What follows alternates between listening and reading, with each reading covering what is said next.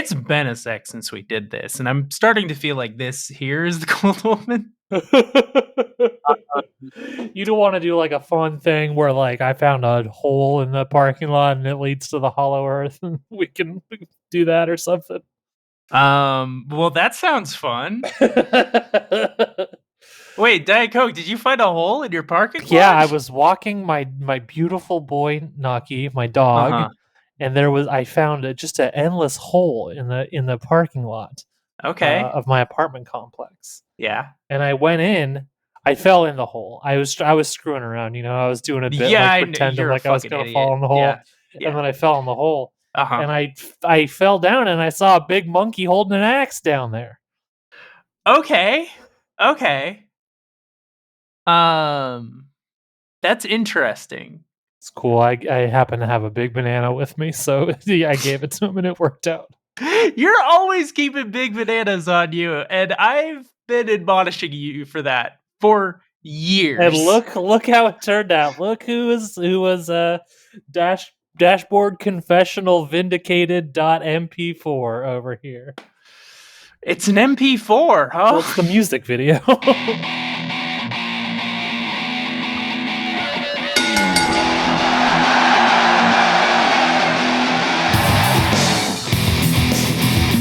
Hello, and welcome to the Big Batch Minute. Don't call it a comeback. We've been here for weeks. We've been gone for weeks? Is that... No, I feel like you don't get a comeback. I know you were referring to LL Cool J, but he had been there for years, but we can't say that. Yeah, we literally... Yeah. We're coming up on a year. Oh, wow. I remember because we did this like right after Mania last year. Yeah, and you got a Mania weekend's like coming up. Wasn't Mania weekend? How does I'm always confused as to whether WrestleMania is the weekend of Easter or the week after. So it's usually the first weekend of April, but I don't know if they just didn't do that this year. Well, maybe because the first weekend of April was Easter this year, they didn't want to step on God's toes. Oh. We all know. Can I throw this out there? There's many people who I would say wouldn't want to step on God's toes. Yeah. Vince McMahon, I would say, is famously not afraid of it. Deeply Christian man, Vince McMahon. Faith is I'm sorry, at the center of his work, and the man has wrestled a tag match against God. Sometimes we must tell stories to educate our audience on the importance of Jesus in our lives, and sometimes that means playing the villain. I think it all comes from a place of deep and genuinely felt faith in the Lord above that Mr. McMahon did that. I think that Vince McMahon would, and again, this is maybe getting a little bit too extreme. I think Vince McMahon would have driven the nails into the Christ himself if he thought he could sell tickets and merchandise. Yeah, you're probably right about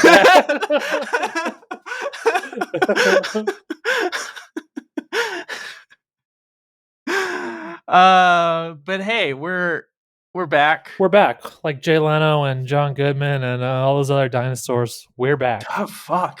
God. I'm the girl of a million references. You can't stop me. Jesus Christ. Did you say who we are? Because I don't remember saying it. I'm Lilith. I'm Diet Coke. This and is the show. I'm Lilith. Okay, well, okay. This is the show where we talk about wrestling matches 1 minute at a time. And we also try to find ourselves. Yeah, we do.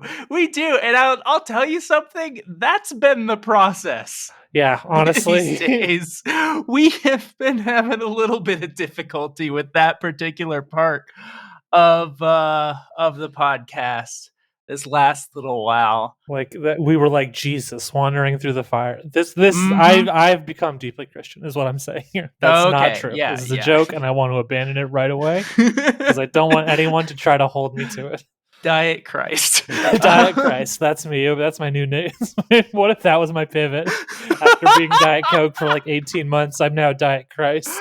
Oh, God. That would be even worse. How do you think people would react? Yeah, people would love that. People would be so happy about that.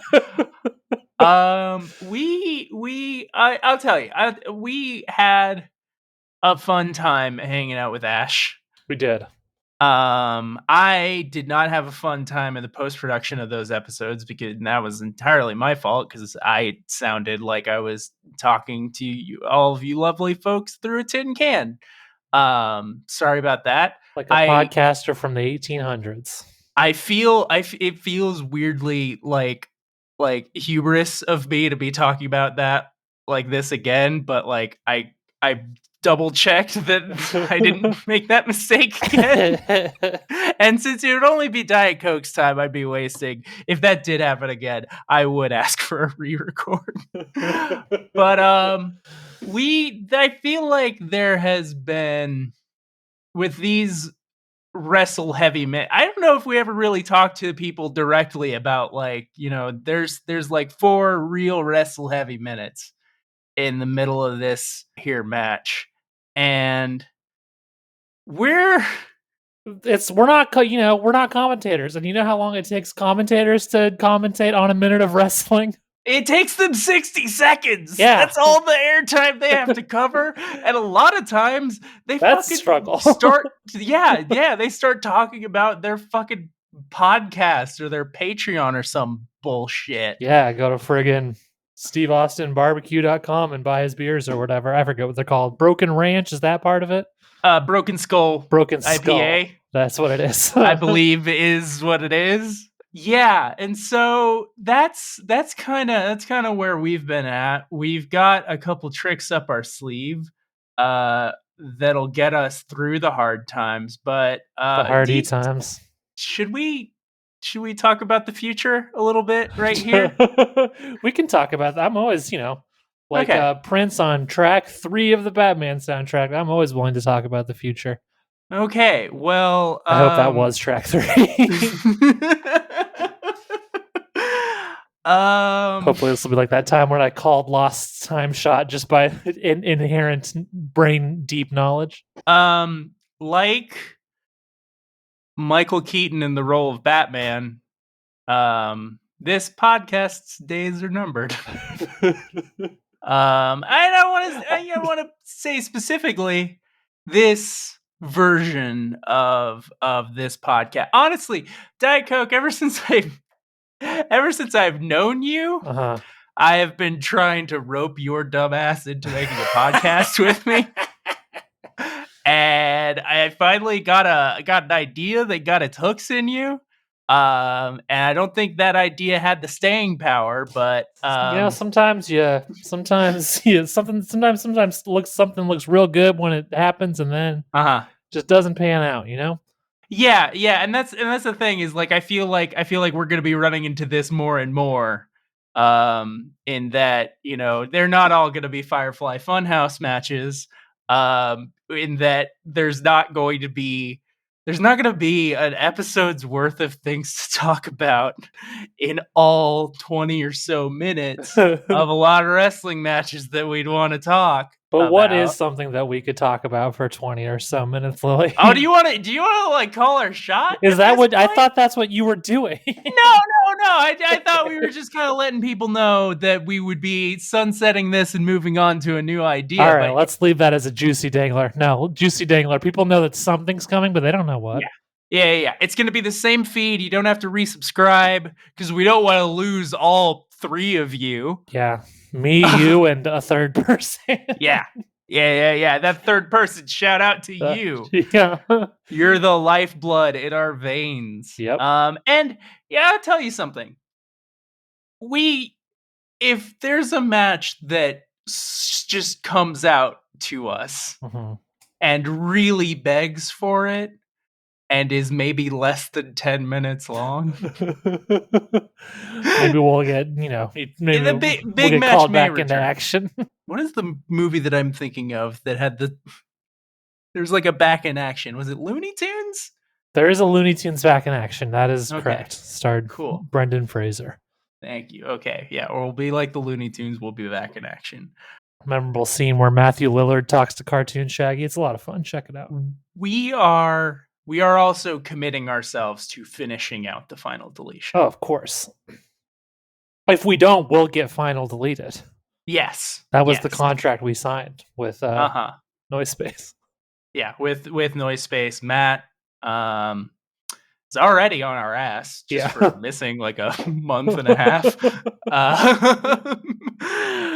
Yeah, but the extra half month was a punishment. We did get semi-deleted. That was the last 2 weeks of our absence. Mm-hmm, and if we don't finish out the match, then we will get final deleted.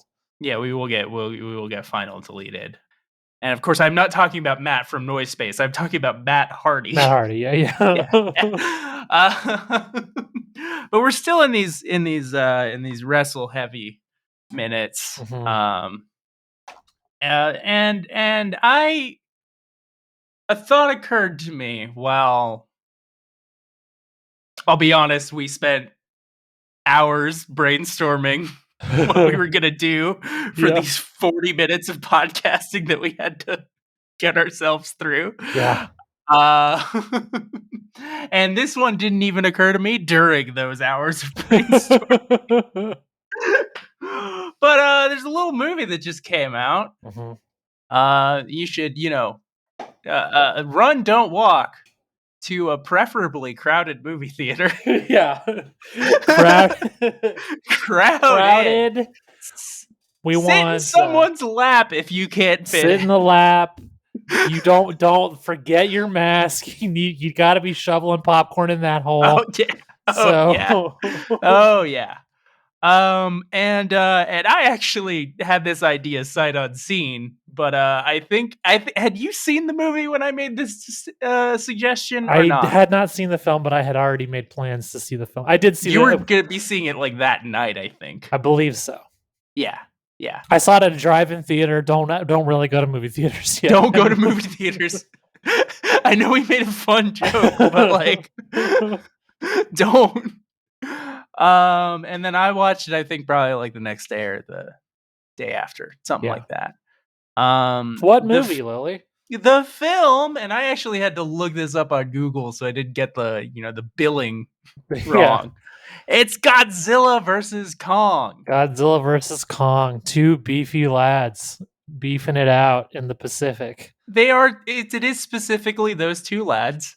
I guess I don't know what they're in the Pacific in this one. Godzilla traditionally resides in the Pacific, but now that I'm thinking about this film, they spend some time on the coast of the specific. Well, of the specific, but doesn't the first? I mean, we're getting into the movie now, I guess. Yeah. The first place that Godzilla attacks is like Florida, right? Yeah, it's that's that old Floribama shore. Yeah, Floribama shore. Now we get into that. Yeah. I wish I knew one person on that show I could have referenced just that. Yeah. You don't know my old boy Kodai? Yeah. I'm sad to announce I don't know Kodai. Gus. Oh my God, Thoughts and prayers. Let's hope Gus survived the Godzilla attack. Yeah. Well, yeah. I'm praying for Gus, praying for Kodai, praying for Scoop, praying for Nilsa, praying for Nilsa. Coming back to me. Praying for Jimbus. Candace, Kirk. Oh, my Floribama shore. Hate to see Kirk get hurt. Yeah. When I think of Kirk sad, it makes me sad. Listen, I don't know any of these people. If there's anything that all Kodai is gonna need to do, if there is a Godzilla attack in Panama City Beach, he just needs to puke and rally because that's what he does. Okay. Didn't realize that's what he does. But so we kind of had the idea that we would map. Is that not obvious? Yeah, we're gonna map Kong onto Jeff versus Matt Hardy. Which I was surprised, and this is coming from me. I'm not somebody who has ever. I think my experience with either of these characters goes down to the Peter Jackson King Kong movie. That's a damn shame. As someone who loves both these characters but hates that movie. Yeah, for sure. I want to get more into it, but I just never found the time. Yeah, it's a shame. There's some good flicks in there. Godzilla I enjoy. Who doesn't like Godzilla? You look at that man and you smile. That's my experience at least. I lied because there was a cartoon that I saw as a kid quite a bit. Mhm. Whichever one, I don't remember the name of the series, but it had Godzuki in it. Sure. Was this the 90s Godzilla cartoon? The one Yeah, that that kind of sounds looked like right. the X-Men cartoon? Yeah, something like that. I unfortunately don't have a ton of experience. That's one area where I haven't seen a Okay. lot. Okay. Do you know who Godzuki is? I do know who Godzilla is. Okay. The sort of cartoon reimagining of the character Minila. He kind of struck me as maybe like a small cousin to Godzilla. Yeah, Minila in the films is Godzilla's child, but Godzuki, Mhm. my understanding was that Godzuki was a nephew, but I haven't actually seen the show, so That seems right. Godzuki was very cute, very fun. And the human characters would have their human foibles and they'd pal around with Godzuki, and then at some point there was a necessitation of a massive lizard to do something during an episode. And Godzilla would take care of that part. yeah. But we've gotten so off the whatever. This is the show. This is the show. This is it. You would have been watching the 1978 series, not the one I was thinking of. The 90s series that looked kind of like X-Men, because Godzuki did not feature in that one, but Godzuki did I was feature gonna say in the old Hanna-Barbera series. this looked like an older series, and also it was probably planned around some Looney Tunes and some the Cartoon Network daytime sick at grandma's house block. For sure. A classic block. Yeah. But anyway, we are presented in this film by two opposing forces. I feel the first thing that we should do is figure out which is which, right? We got to figure out who's Matt, who's Jeff. Well, I think it's pretty obvious that so say it. Let's count down from 3. Yes. And then let's say we can't say both because that would be chaos. Let's count down from 3 and say who we think Matt is. Okay. So we're just gonna say the name of the monster that we think can be mapped onto Matt. Yes. 3, 2, 1. Godzilla. Yeah. Okay. We're both in agreement. I mean, Godzilla is the one trying to delete Kong. I think that's pretty Obvious. Kong doesn't seem to want to hunt down Godzilla. I don't know that I would necessarily agree with that. Well, Kong is the one who can't really cross bodies of water unassisted. True, but that Godzilla didn't put him on the boat. The humans did that. Well, yes. And I mean, listen, if we're to extrapolate any lessons, I think that what we can learn is that the real villain is Dixie Carter. Is that? Yeah.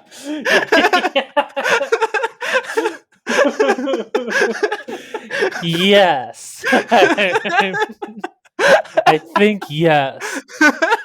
So I am expecting spoilers for Godzilla versus Kong, by the way. Oh yeah.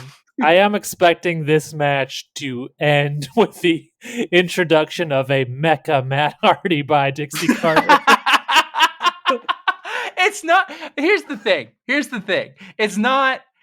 That's not. It doesn't map that perfectly. Yeah. But given the spoilers for the final deletion, sorry, but since we're mapping the final deletion to a whole last movie, it does end with Jeff being deleted, and then Jeff is reincarnated into Brother Nero, and then they go and fight a bunch of people. They had a rivalry with the Young Bucks, who I think, if we're gonna call someone Mecha Godzilla, that abomination to wrestle.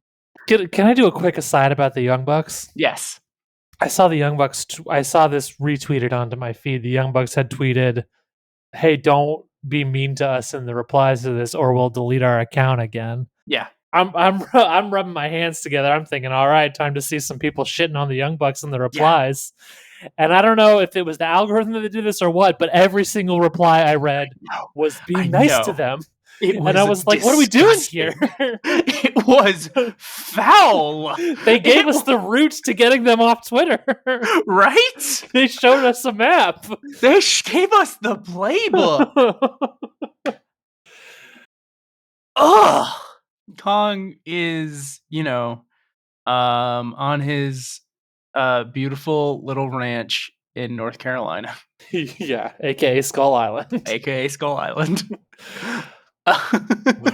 When he when is taken by alternatively a boat led by Rebecca Hall and Kyle Chandler or Vanguard 1 out of his peaceful world. yes, which I mean, he doesn't love that peaceful world. That's true, because it's sort of a hellscape created by the humans. It is a bleak little containment unit. That they say it's for his protection because a storm hit the island that makes it uninhabitable now. Oh, is that without a big dome? That they do say that at one point in the movie, that at a certain point a storm came, and that's why this is a, I think, pretty fucking shitty thing about. I like the movie overall, but this is a hard to ignore element that I wasn't a huge fan of in Kong Skull Island. The first movie where we see this Kong and this Skull Island, the island has a whole population of indigenous people, and Godzilla versus Kong just neatly says, "Nope, storm killed all but one of them." And so we don't have to deal with them. That sucks. I thought the Kong containment unit was entirely so Godzilla wouldn't sniff Kong out. That's what I got from the movie, but I, might have been paying attention to sports scores. I believe the idea is that Godzilla doesn't necessarily have specific beef with Kong, but he needs to be the alpha, which is why when he sees another monster show up, he's got to assert dominance. Okay. Kong also, this is also a thing that was like one line in the movie that would maybe be better understood if you had seen Kong Skull Island. Right. Not to gatekeep or fan shame you. Yeah, if I was a real fan, then I would have. Correct. But, you did say that Kong was not interested in fighting Godzilla. He was just dragged there. But there is one line that establishes, because of the lizard creatures that were coming out of the ground in Kong Skull Island, that it was Kong's like sacred duty to protect the island from those creatures. There was an implication that Kong has that sort of inherent hatred of lizard type creatures, which is why he was also down to immediately fight Godzilla. That's weird. Yeah. There's some, I do kind of like that they're like, all right, we're just going to go really fucking nuts with lore in our monster movies. But Godzilla's beefing.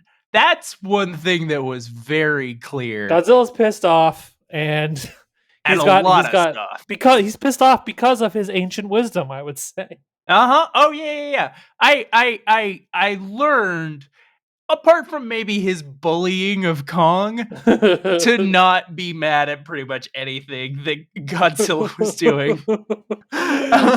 Yeah. Godzilla coming for Kong when Kong was like tied up by the humans, that kind of sucked. But other than that, I'm okay with pretty much everything. Godzilla innocent. I'm a Godzilla defender. Yeah, his attack on Floribama Shore was because they were making a goddamn Mecha Godzilla. They were trying to make their own Godzilla. Yeah, and the number commandment, and I'm gonna cut in a number there at some other, is of Godzilla, is that you shall have no other Godzillas before me. Of course. We all know this. Of course. They were making themselves a golden Godzilla. And it had to be destroyed. We all understand this. Had to be destroyed. It did, for real though. It did have to go. Oh yeah. It's kind of bullshit. That, you know what happens? It always happens. It happens. Godzilla sticks around long enough. Some fucking human gets it in their head that they're gonna create their own Godzilla. Right. And what's that? It's nonsense. Yeah, it's nonsense, folks. don't build your own Godzilla. Don't do it. Be happy with the naturally occurring Godzillas we have. Yes. Yes. Haven't you seen the Al Gore movie? We're running low on Godzillas. For every Godzilla you create, you're destroying one that occurs in nature. Yes, and the habitat for that one too, Yeah. and it's just it's not good. It's No. not good. Okay. There was when movies shouldn't have podcasts in them. Whenever movies acknowledge the I saw existence you of tweeting about podcasts, it pulls me right out because I don't know if you're gonna be in I wouldn't want to watch a movie about me. If you're gonna be in a movie, you shouldn't have a podcast. Like, I guess it was a pretty cool podcast that he had, but like, I don't know that I would describe that guy as pretty cool. I liked that he was pro Godzilla. well, yeah, he was hosting a fucking podcast about fucking conspiracy theories and shit like that. I don't know. I didn't mind that guy. What was wrong with him? Well, all I'm saying is, in the year of our Lord 2021, someone comes up to you and says, "Don't drink tap water because it has fluoride in it, and they're controlling your brain." Well, yes. Would you assume that person is cool, or would you assume that person has certain views that are going to be a problem? I would assume. Oh, okay. In 2021, as we as a globe are trying to distribute a vaccine to defeat a virus that is rampaging across the planet, I would assume some very untoward things about somebody who wants to talk to me about fluoride. Okay, but even in 2019, you wouldn't think this is maybe they're maybe going to start talking about QAnon next. Well, I don't know if they were really into fluoride. I guess they kind of, all that kind of shit kind of got folded into Q. And that's a shame. I will say, as two people who are kind of enthusiasts I of don't quackery. Yeah, I don't like that people just assume that any kind of conspiracy theory or like belief in even cryptids. I've seen some people, Justin McElroy, link somehow to QAnon and white nationalism. I don't think that's fair. But it is an unfortunate fact of the day of our age, yeah, for sure, that so much of that stuff is like becoming a flat earther to QAnon pipeline, whatever it is. Like, they're all kind of getting funneled into this really unfortunate set of beliefs when, yeah, a lot of the flat earthers were fucking pieces of shit. Yeah, they were like, a lot of them were weird Christian fundamentalists already. Yes. But not all of them were. Not all of them. I still feel like I could party with Merc Sargent. Listen, if we're going to talk about Beyond the Curve, which is an excellent documentary about flat earthers on Netflix, you think you could party with Mark Sargent? I think I would make it 5 minutes in before I would not be able to physically stop myself from beating the shit out of him. I'm beating the shit out? Why? Why do I need to be violent to Mark Sargent? Here's the thing. If I didn't approach him with the subterfuge of like, oh, I'm trying to pretend that I'm not into flat earth, I think he'd want to hang out with me. He's like, I know who he is. I'm kind of an enthusiast of his stupid bullshit. But like, I'm not going to be swayed by Mark Sargent. You don't feel that there's an unbearable smugness about him that is fun to watch in a documentary, but would be sort of intolerable in real life? Oh, absolutely. But like, I can have fun with that. That's we can drink and I can be like, sure, Mark, sure, buddy. It's flat, ice walls. You're doing great. I think I could party with Chris Pontius, which is another flat earther from the film. You think you could party with the fucking... Absolutely. Here's the thing. Yeah, he showed me his flat Earth rider. That thing's cool. Oh, wait. I was confused as to who Chris Pontius was. I think who am I thinking of? The guy who claims that he did like illustrations for NASA and claims that he's like Powerland. Yeah. I feel like I could party with the bored women who are playing around with their phones in the background of all of his videos. I could party with them. Oh, for sure, but not with Matt Powerland himself. No, Chris Pawnee is, now I'm remembering who you're talking about. He's just a kindly gentleman who makes flat Earth models. Yes. I would love to just like kill an afternoon in his shop. Yeah. Preferably after I am vaccinated. I assume he will not be partaking. Yeah. You got to assume. Yeah. Oh God, we got so far off of just all of it. When we start talking about flat Earth and other hot potatoes, we really run away with it. Jesus. Do you think you could party with Patricia Steere? No, because here's the thing about Patricia Steere. Because of that moment in the film, and again, please watch the film if you haven't. Yes. That moment in the film where she's in her car at night and she's like so close to figuring it out that it's all bullshit. I feel like, and I hate to be one of these people, but I feel like knowing how close she is and seeing her cool house with all her cats. Yeah. I think there's a part of me that would try to save her from the flat Earth. Can I tell you why I don't think I could party with Patricia Steere? Why is that? It's the only reason. It's because she's into Morrissey. Yeah, I just can't chill with people like that anymore. That's true. That's one of the most obnoxious personality traits in the world. Yeah, you're not right. You're not wrong. Okay. Should we talk? This is already like a really long. Like, it's gonna cut down a little bit, but like, I feel like we've barely scratched the surface of the film. Yeah, I mean, we mostly have talked about the flat Earth. It seems like. Yeah. Or the Floribama Shore. Yeah. The two F's that you can't get either of us off of. Yeah. I mean, Godzilla versus Kong. Let's try to redirect it back there. It's a good movie, but it's also like, I don't know, it's kind of a hard movie to talk about because it is just a nonstop lore dump that is kind of like it's a very dense text, and I don't mean that it's like smart or philosophical. I just mean that there's a lot going on, and I kind of love it for that. Yeah.